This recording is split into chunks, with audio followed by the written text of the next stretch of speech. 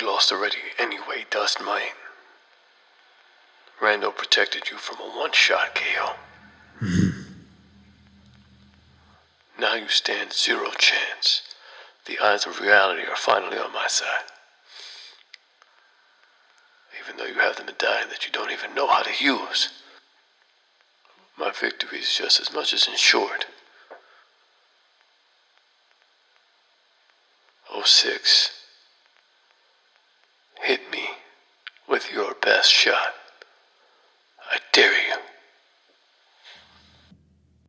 It's crazy to think that just yesterday was my senior trip. It feels like a decade now.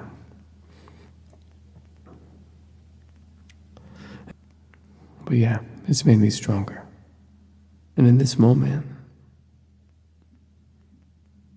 all I'm going to do is deliver something that reminds you of how much of a monster you truly are. All right, Mega Midas.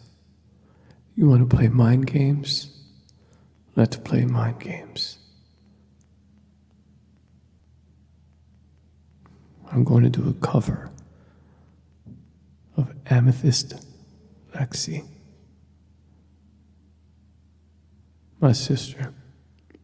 Your sister. I chose J.R. Midas as my name because I never want to be the monster that John E. Midas becomes. I will destroy you.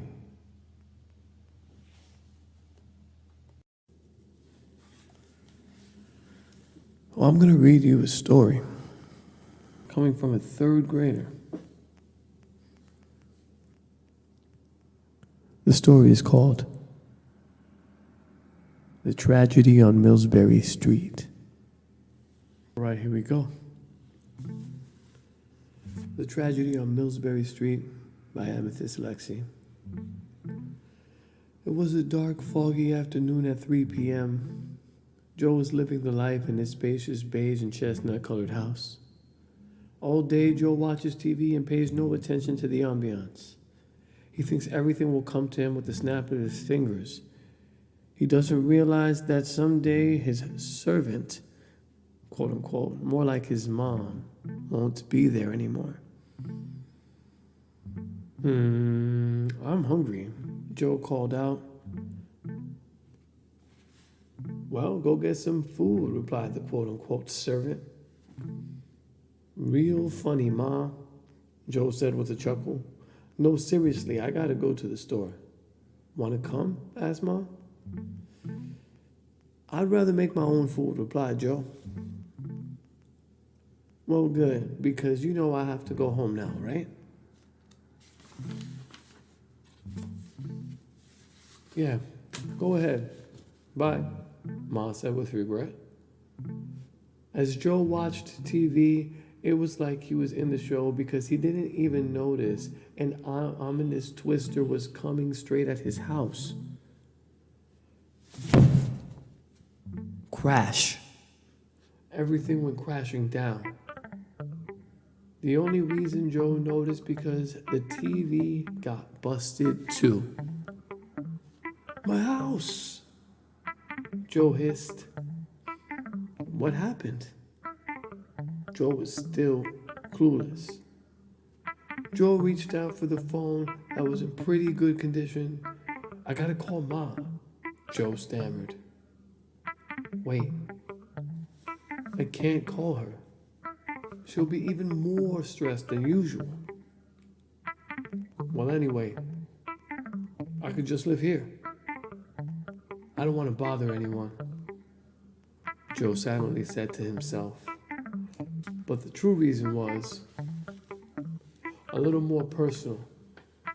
He was going to miss the memories of his life that walked through these walls, which were now burnt to a crisp. That house had sentimental value to him. Then Joe's reputation was in the toilet. Joe was soon known as a bum. Until one day, a tall girl saw Joe and gave him money. She talked to Joe in a polite way. Joe started crying.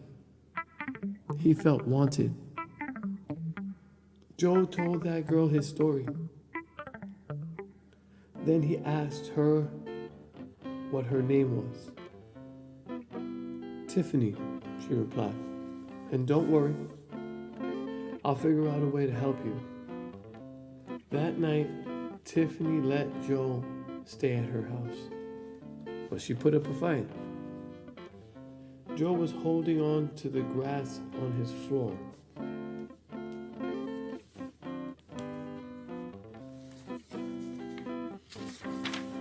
His nails were dug deep into the dirt.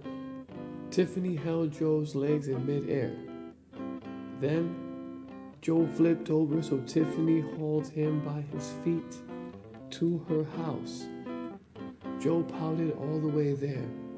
He held back a tear as he said goodbye to his memories of MILLSBURY Street. It's going to be fine, Tiffany said. Joe didn't want to stay in that girly pink and purple house, but he was grateful. Even though he didn't act like it, he wished he could go back home.